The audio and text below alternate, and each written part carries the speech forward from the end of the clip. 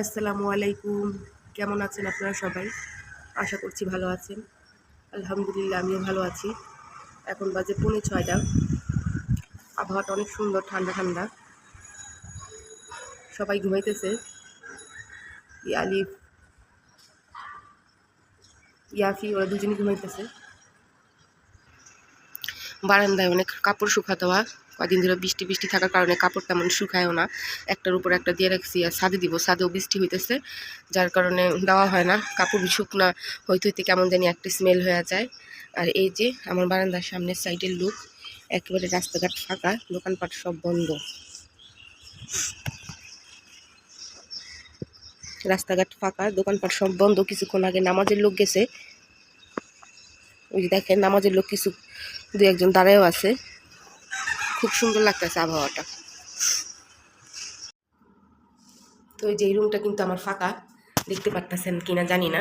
এই যে আমার এই রুমটা কিন্তু সম্পূর্ণ ফাঁকা, শুধু টিভিটা রাখা। এই রুমে তেমন জিনিস করা হয়ই নাই।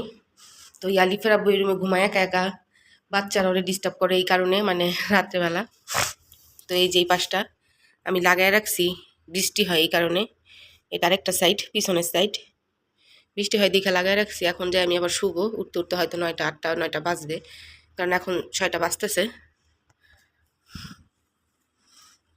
আর বাইরে এমন বাতাস হইতেছে, মনে হইতেছে যে বৃষ্টি হবে।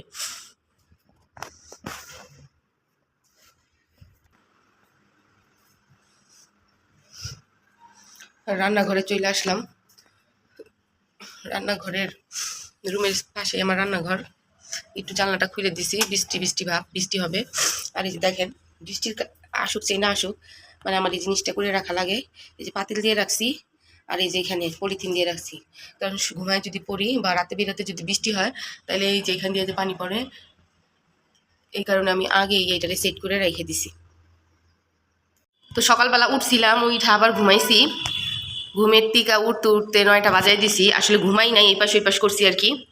তারপরে ইয়াফি উঠছে, পরে আমি উঠে গেছি। তেমন কোনো কাজ কাম নাই, তারপরও উঠা লাগে আর কি। এই যে এর জন্যে, এই যে দেখো দেখো, সালাম দাও, সালাম দাও, একটু সালাম দিয়ে দাও। এইটা সালাম, এটা সালাম। তুমি কথা বলতে পারো না, এটা সালাম। তো এখন দুপুরে কি রান্না করব সেটা দেখি। আজকে শুক্রবার যেহেতু একটু মাংস রান্না করব। তো মাংসটা ভিজাই নেই। ইয়ালিফের আব্বু যেহেতু নাই, তাড়াহুড়াও নাই, অল্প একটু রান্না করব। এখানে মুরগিটা অনেক বড়, এখান থেকে অর্ধেক রান্না করব, কারণ ইয়ালিফার আমি সাথে অন্য কিছু করব। নাস্তা আমি করে নিচ্ছি, ইয়ালিফ নাস্তা করে নেই। তো ইয়ালিফকে একটু নুডলস, চপি নুডলস রান্না করে দিব। আর এখানে মুরগিটা ভিজিয়ে নিতেছি। মুরগির মাংস ইয়ালিফ অনেক পছন্দ করে, গরুর থেকে মুরগিটা পছন্দ করে, তবে আমার পছন্দ গরুর মাংস। তো এখন ইয়ালিফকে চপি নুডলসটা রান্না করে দিই, ও খায় নে, তারপর রান্নার আয়োজন করব। তো ইয়ালিফ এতক্ষণ শুয়েছিল, ইয়ালিফও ঘুম থেকে উঠে গেছে, এই কারণে বিছনাটা ঝাড়ে নিতেছি। আর এইদিকে ইয়ালিফ দাঁত ব্রাশ করতেছে। তোমার ঘুম হয়ে গেছে, দাঁত ব্রাশ করতেছ? তাই সালাম দাও সবাইকে, আসসালামু আলাইকুম। আর এই যে দেখেন ইয়াফি এইখানে বৈশা আছে, বৈশা দেখতেছে ভাই ব্রাশ করতেছে।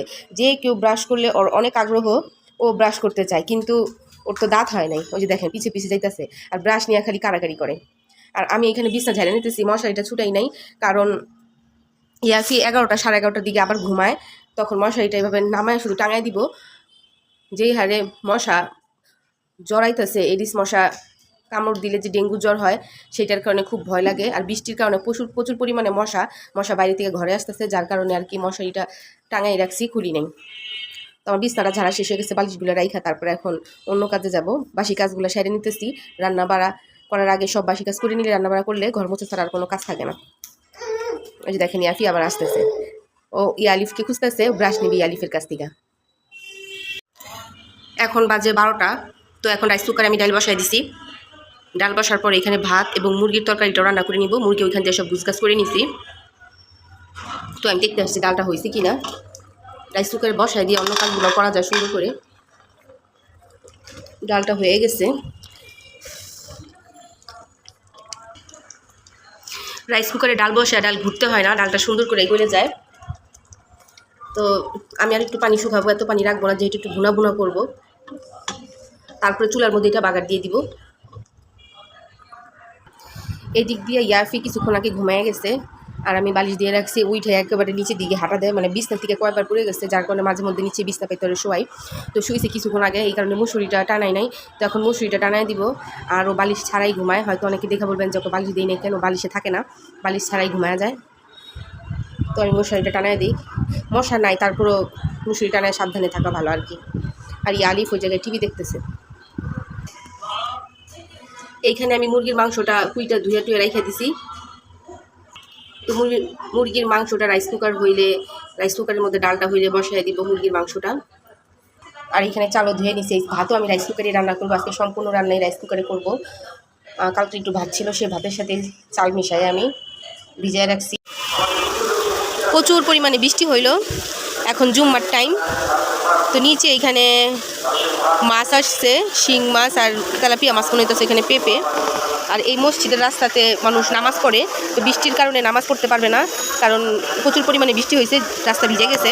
এই যে দেখেন পুরো রাস্তা ভিজে গেছে।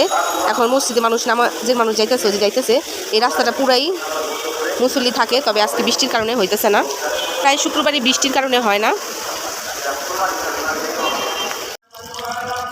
আমার মুরগির তরকারিটা হয়ে গেছে। এই যে মুরগির তরকারির ফাইনাল লুক। একটু ঝাল ঝাল করে রান্না করছি, একটু ঝোল ঝোল করে রাখছি, আর ডাল ভুনা করছি। ডালটা আমার হয়ে গেছে, ভাত রান্নাও হয়ে গেছে, কাজকর্ম শেষ। তো বৃষ্টি দেখাই আলিফ ছাদে গেল বৃষ্টিতে ভিজতে, গোসল করতেছিল, গোসলের মাঝখানে চলে গেছে। তো আজকে ডাল ভুনা আর আলু দিয়ে মুরগির মাংসের ঝোল আর সাদা ভাত। আজকে জুম্মার দিন দেখা মসজিদে খুতবা হইতেছে, নামাজ হইতেছে, আর মসজিদ একেবারে আমার বাসার পাশে, আমি অন্যান্য ভিডিওতে আপনাদের দেখাইছি।